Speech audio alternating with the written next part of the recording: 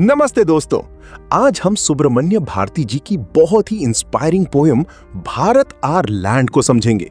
ये वीडियो खास तौर पर उन स्टूडेंट्स के लिए है जो अपनी परीक्षा में फुल मार्क्स लाना चाहते हैं। हम पोयम को स्टैंजा बाय स्टैंजा समझेंगे और आपकी बुक के हर एक एक्सरसाइज क्वेश्चन को सॉल्व करेंगे। मैं आपको गाइड करूंगा कि हर सवाल का सही जवाब कैसे लिखना है। चलिए इस सफर को शुरू करते हैं। पोयम एक्सप्लेनेशन, कविता की व्याख्या। Stanza 1। The mighty Himavant is ours. There's no equal anywhere on earth. The generous Ganga is ours. Which other river can match her grace? Explanation. Poet कहते हैं कि हमारे पास माइटी यानी बहुत ऊंचा और ताकतवर हिमावंत यानी हिमालय है। पूरी दुनिया में इसके जैसा कोई दूसरा पहाड़ नहीं है। वैसे ही हमारे पास जेनरस यानी दरिया दिल गंगा नदी है। वो सबको पानी और जीवन देती है। इसलिए पोएट कहते हैं कि इसकी ग्रेस यानी सुंदरता और बहाव का कोई मुकाबला नहीं है। Stanza 2. The sacred Upanishads are ours. What scriptures else to name with them? This sunny golden land is ours. She's peerless. Let's praise her. Explanation. हमारे पास सेक्रेड उपनिषद हैं यानी पवित्र उपनिषद हैं जिनके ज्ञान की तुलना किसी और स्क्रिप्चर्स यानी धर्म ग्रंथों से नहीं की जा सकती। ये सनी गोल्डन लैंड यानी धूप से चमकती सुनहरी भूमि हमारी है जहां सुख और संपन्नता का वास है। भारत अपनी आध्यात्मिक विरासत में पूरी तरह पियरलेस यानी बेजोड़ और अद्वितीय है। इसलिए हमें अपनी इस महान मातृभूमि की दिल से प्रीज यानी प्रशंसा स्तुति करनी चाहिए। Stanza 3. Gallant warriors have lived here. Many a sage has sanctified this land. The divinest music has been heard here, and here all auspicious things are found. Explanation. इस भूमि पर महान गैलेंट वॉरियर्स यानी वीर योद्धा रहे हैं और अनेक सेजेस ने इसे सैंक्टिफाइड यानी पवित्र बनाया है। यहाँ सबसे डिवाइनेस्ट म्यूजिक यानी दिव्य और मधुर संगीत सुना गया है जो हमारी महान संस्कृति को दर्शाता है। भारत वो पावन स्थान है जहाँ जीवन की सभी ऑस्पिशियस थिंग्स यानी शुभ और मंगलकारी वस्तुएं पाई जाती हैं। ये छंद हमें हमारे देश की ग्लोरियस हिस्ट्री यानी गौरवशाली इतिहास पर गर्व करना सिखाता है। Stanza 4. Here Brahma knowledge has taken root and the Buddha preached his Dhamma here. Of hoary antiquity is Bharat. She is peerless. Let's praise her. यहाँ ब्रह्मा नॉलेज ब्रह्म ज्ञान विकसित हुआ और भगवान बुद्ध ने अपना धम्मा धर्म या उपदेश यही प्रीच्ड सिखाया था। भारत का इतिहास होरी एंटिक्विटी अत्यंत प्राचीनता वाला है जो हजारों सालों से महान रहा है। पूरी दुनिया में हमारी मातृभूमि पियरलेस है, अद्वितीय है, जिसका मुकाबला कोई और देश नहीं कर सकता। अंत में कवि कहते हैं कि हमें अपनी इस श्रेष्ठ भूमि की सदैव प्रेज वंदना करनी चाहिए। अब जब हमने पोएम समझ ली है तो चलिए इसके क्वेश्चन आंसर्स की तरफ चलते हैं। बेहतर क्लैरिटी के लिए आप अपनी टेक्स्ट बुक के क्वेश्चंस पर भी नजर डालते रहें ताकि आप समझ सकें कि हम किस एक्सरसाइज को सॉल्व कर रहे हैं। Section 1. Reflect and respond. Topic name reflect and respond. Question 1. National anthem राष्ट्रगान को याद करें और टेबल को पूरा करें। Answer states provinces Punjab Sindh Gujarat Maratha Dravida Utkal Banga. Mountain ranges Vindhya Himachal. Rivers Yamuna Ganga. Question 2. अंतिम दो पंक्तियों में जय हे का क्या मतलब है? जय हे का मतलब है विक्ट्री टू दी। ये भारत की महिमा और जीत को दर्शाता है। क्वेश्चन 3. रेखांकित अंडरलाइंड शब्दों में से ऑड वन आउट चुने जो उस शब्द के मतलब से मेल नहीं खाता। 1. Peerless valuable incomparable unmatched. Answer valuable. 2. Sanctified blessed purified applauded. Answer applauded. 3. Auspicious fortunate fantastic favourable. Answer fantastic. 4.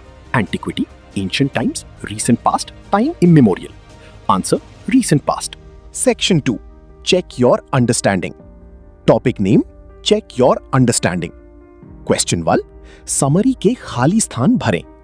Answer ये पोयम भारत की प्राकृतिक सुंदरता और एक हिस्टोरिकल ग्रेटनेस को दर्शाती है। कवि 2 हिमावंत की प्रशंसा करते हैं, 3 गंगा उदार है, जबकि 4 उपनिषद पवित्र और बेजोड़ है। ये 5 वॉरियर्स और 6 सीजेस के योगदान को दिखाती है। इसमें 7 ब्रह्म नॉलेज और 8 बुद्धा की शिक्षाओं का उल्लेख है। भारत 9 पियरलेस है, इसलिए हमें इसकी 10 प्रेज करनी चाहिए। क्वेश्चन 2. पोएम की विशेषताओं यानी फीचर्स को पूरा करें। 1. मूड गर्व और देशभक्ति प्राउड एंड पेट्रियोटिक। 2 टोन, सम्मानपूर्ण और सराहनीय, reverent and admiring. 3 rhyme scheme, EEBB style. 4 personification, generous Ganga, यानी गंगा को एक उदार इंसान की तरह दिखाया गया है। Question 5 symbolism match.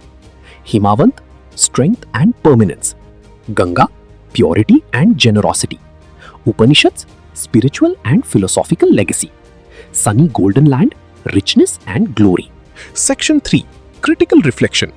Topic name critical reflection. Question 1 extract based questions. 1 mighty शब्द हिमावंत की ऊंचाई और शक्ति यानी हाइट और पावर को दर्शाता है। 2 प्रश्नवाचक चिन्ह का उपयोग सेकंड एम्फसाइज अ पॉइंट के लिए किया गया है। 3 गंगा को जेनरस क्यों कहा गया है? क्योंकि वो सबको बिना किसी भेदभाव के पानी और पोषण देती है। 4 उपनिषद के बारे में कवि का क्या मानना है? वे अपने ज्ञान में अनमैच्ड हैं। Section 4 vocabulary in context. Topic name vocabulary in context.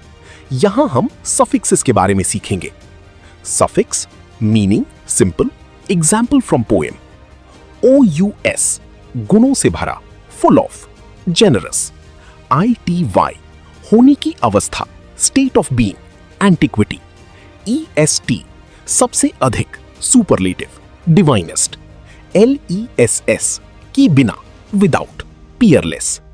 नए शब्दों का उपयोग, real life examples. 1 TION action, indication, संकेत। अंधेरा होना इस बात का इंडिकेशन था कि अब घर चलना चाहिए। 2 IVE क्वालिटी, क्रिएटिव, रवजा। रीता बहुत क्रिएटिव है, वो पुरानी बोतलों से सुंदर फूलदान बनाती है। 3 MENT रिजल्ट, हलचल। नदी की मूवमेंट बहुत ही शांत और धीमी थी। Section 5 speaking activity. Topic name speaking activity. Real life detailed example.